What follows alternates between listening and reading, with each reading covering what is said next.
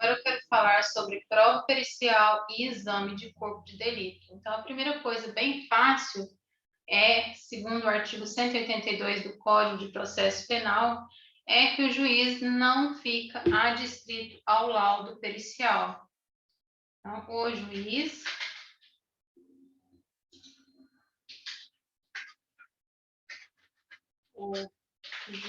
não fica adstrito ao laudo pericial. Artigo 182 do Código de Processo Penal, porque se assim o fosse, seria o perito o próprio sentenciante. Se o juiz ficasse adstrito ao laudo, seria o perito o próprio juiz da causa. Então, vamos imaginar o seguinte. Alex, é esse aqui, Alex. O Alex, ele é técnico policial de necropsia da Polícia Civil. Ele vai mexer só com cadáver. E aí, o que ele faz? Ele é responsável pela elaboração dos exames cadavéricos. Que tal o cadáver? E quem vai elaborar o exame cadavérico será Alex. Aí, o que acontece? Esse caso aqui, desse senhor, vamos supor, o senhor João, ele teve uma morte violenta. E tudo foi narrado, tintim por tintim, no exame de cadavérico. Então, tudo foi aqui narrado.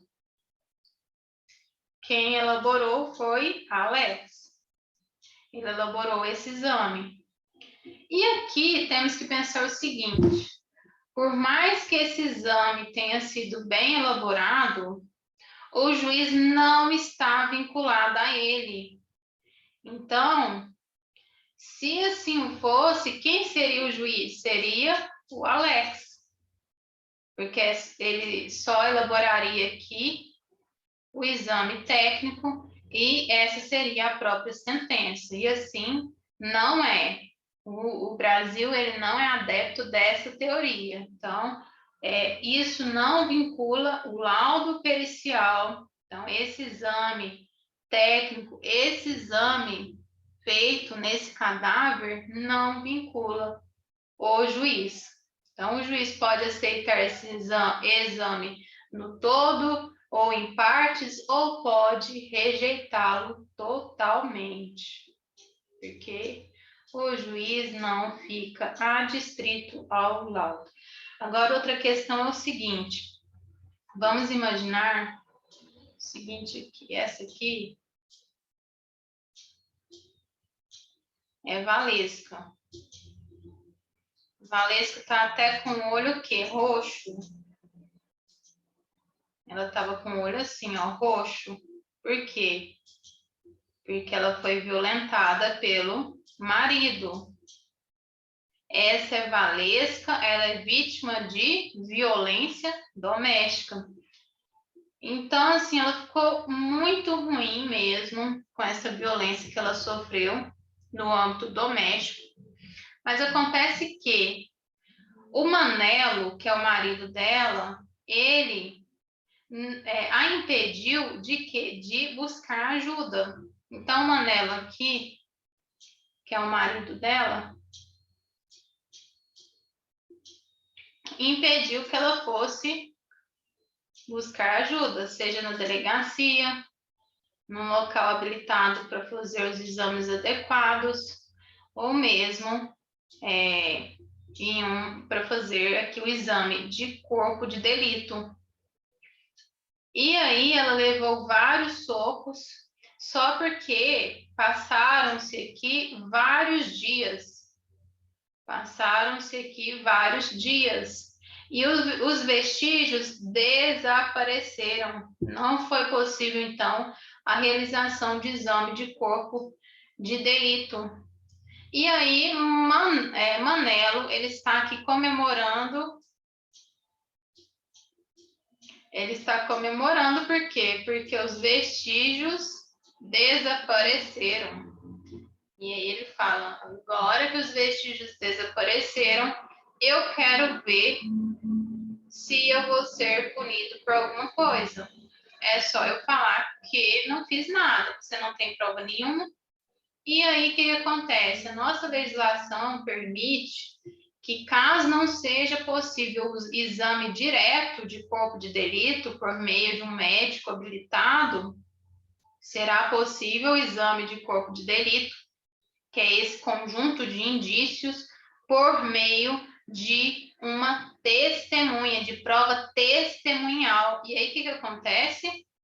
Valesca, no dia que foi agredida, ela gritou horrores aqui.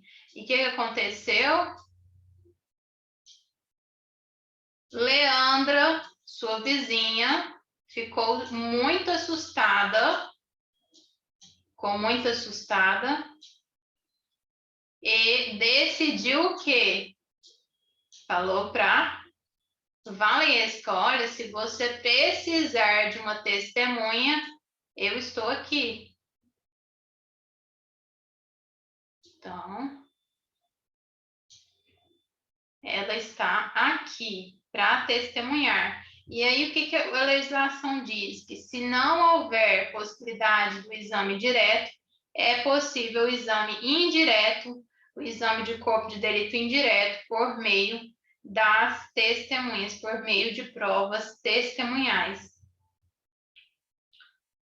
E uma questão importante aqui é que, caso fosse possível a coleta dos vestígios da violência, eles poderiam ser feitos não somente pelo Instituto Médico Legal. Então, se fosse possível, se ainda tivesse aqui com as lesões, fruto da violência doméstica, a Valesca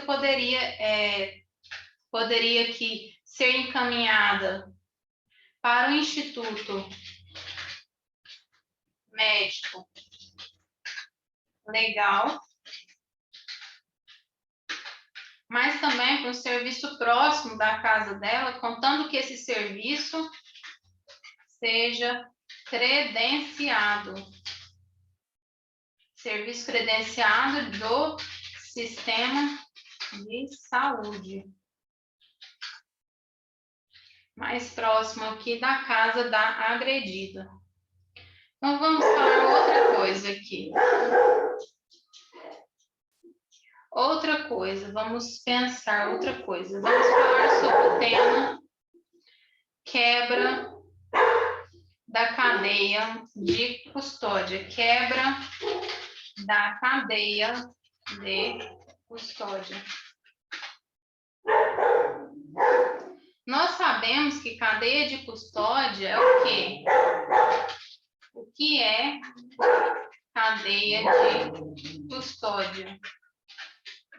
Cadeia de custódia é um conjunto de procedimentos utilizados para manter e documentar uma história cronológica de vestígios. Então, conjunto de procedimentos utilizados para manter e documentar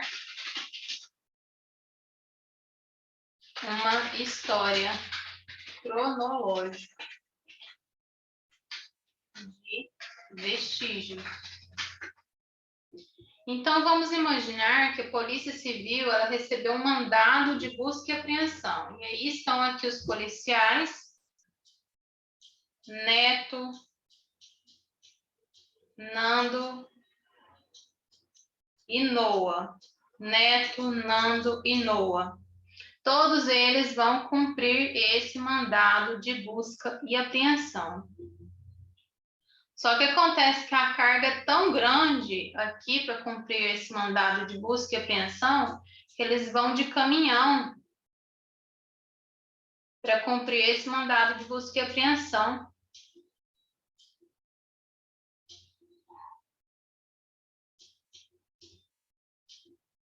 E aqui está Neto, Nando e Noah. Neto, Nando e Noah, vamos supor. Todo mundo aqui dentro, preparado. Quando chega nessa empresa, é uma empresa de falsificação de tênis, é tanta coisa para carregar. O que aconteceu aqui? Que esses agentes de polícia, Neto, Nando e Noah, eles decidiram, ao invés de individualizar item por item, individualizar item por item, documentar, eles decidiram pegar a câmera do celular e filmar toda a operação. Isso aqui tudo foi filmado. Foi filmado. Filmaram toda a operação, pegaram aquele tanto de tênis falsificado e encheram o caminhão. Encheram o caminhão. Que o caminhão tá cheio de sapato. Cheio de sapato. O que acontece? Não houve a individualização de cada produto, mas toda a operação foi filmada pela polícia e temos então o sistema de imagens. E aí, o dono dessa empresa, ele falou aqui, quando exerceu no processo o contraditório e a ampla defesa, que não poderia que essa ação, essas provas ser aqui fruto de consideração do juiz, porque essa prova teria que sido quebrada. Então, a cadeia de custódia seria quebrada, porque não houve a individualização de todos os produtos. E qual foi o entendimento do STJ? Vamos voltar. Qual foi o entendimento do STJ? Entendimento do STJ. Entendimento do STJ, então vamos voltar aqui. Entendimento do STJ foi o seguinte: ele entendeu que, o tribunal entendeu que não houve prejuízo, tendo em vista a dinâmica da captação do sistema de imagens. Então, ele não considerou esse prejuízo, porque foi um prejuízo mínimo diante de todo o sistema de captação de imagens que esses policiais ofertaram para a justiça. Então, não houve prejuízo considerável. Nesse caso, o erro foi quantitativo, mas não afastou a natureza da prova. Erro quantitativo, não contaram quantos tênis, mas tiveram ali essa captação de imagem, então não contaram quantos tênis, esse erro foi quantitativo, mas esse erro não afetou a prova. Podendo aqui o Nardelli, que é o acusado, o réu aqui já em um processo, ser viável nesses termos o contraditório e a ampla defesa, sem que desconsidere a prova, porque essa prova não houve uma afetação razoável. E é assim que vem entendendo os tribunais, que se houve a quebra aqui, vamos supor, a quebra dessa cadeia de custódia, se houve essa quebra de cadeia de custódia, mas não houve um prejuízo razoável, os tribunais têm entendido aqui que não será possível toda a desconsideração dessa prova, se não houve um prejuízo razoável. Então, não haverá aqui a desconsideração da prova, se houver uma quebra de cadeia de custódia, mas não houver aqui uma razoável interferência nessa prova.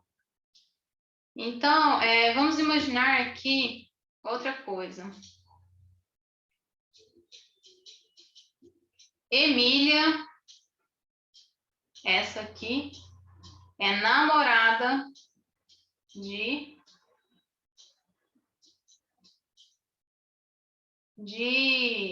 Lauro. Emília é namorada de Lauro. Acontece que Emília está grávida e aí ela ganha o bebê, mas após ela vem a falecer. Está aqui todo mundo achando que ela está morta, que ela faleceu. Acontece que, no momento em que ela foi aqui velada, que as flores, no momento que ela foi velada, ela faz um movimento aqui. E o Lauro percebe respiração. E todo mundo que estava aqui perto ficou assustadíssimo. Não entendeu o que aconteceu.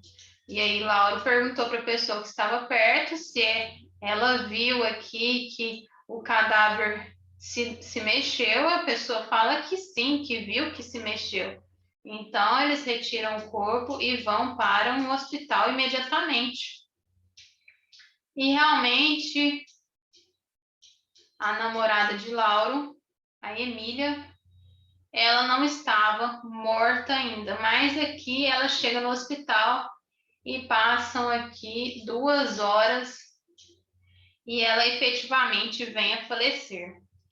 Então, para evitar esse tipo de constrangimento, a necrópsia aqui, a necropsia, ela não é feita de imediatamente. E isso é para resguardar o período de certeza de morte. E quantas horas, então, que o perito que vai fazer aqui esse laudo com a causa morte, ele deve esperar? Ele deve esperar 6 horas. 6 horas, para garantir aqui que a pessoa está realmente foi a óbito. E aí, esse período, a não ser que for caso de decapitação, que realmente é um caso que os peritos falam, não, esse realmente é um caso irreversível, que não há nenhuma possibilidade. Mas aqui, em regra, são 6 horas. E esse período de certeza é chamado de tolders.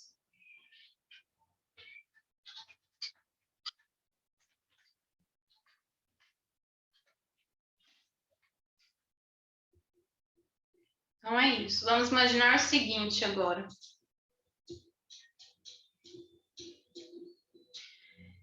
Josué, ele é agredido por Cássio. Então, está aqui Josué, enfurecido,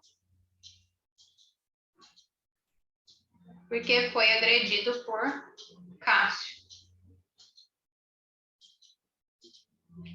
Cássio deu um soco aqui, ó, em Josué. E aí, depois de ser agredido, Josué, então Cássio deu um soco em Josué, e Josué não fez exame de corpo de delito. E os vestígios, após algum tempo, desapareceram. Então, os vestígios que estavam aqui no corpo dele desapareceram. E aí sobrou o quê? O exame de corpo de delito indireto por meio de prova testemunhal. Acontece que não foi feito também esse exame de corpo de delito indireto. Mas Josué, no caso aqui, Josué, o J é o agredido. E o C, que é o Cássio, é o agressor. Então, o agressor, ele veio e falou em juízo. Em juízo ele fala, olha, fui eu mesmo que agredi o Josué. Eu sou o Cássio, fui eu que agredi o Josué. O que é isso? É uma confissão.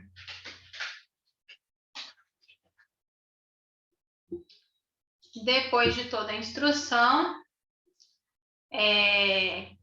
cabe ao juiz a sentença. E aí? Não tem exame de corpo de delito direto nem indireto, mas tem uma confissão. E aí que não serve aqui a questão da confissão nesses casos de violência. Então, é necessário um exame de corpo de delito direto ou por meio de testemunhas, prova testemunhal. A confissão não supre o exame de corpo de delito, seja ele direto ou indireto. Nesse caso, sobrará aqui para o juiz fazer uma sentença absolvendo Cássio. E é isso que vai acontecer. Importante lembrar o que está previsto aqui, o que está prescrito no artigo 159, artigo 159 do CPP.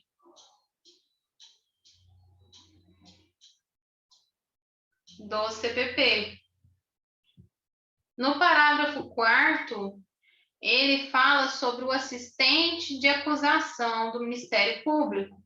Esse assistente de acusação, ele só é admitido pelo juiz após a conclusão do exame e a elaboração dos laudos pelos peritos. Então, os peritos têm que ter aqui, trabalhado, elaborado o seu laudo, e aí sim vai ser chamado quem? O assistente de acusação.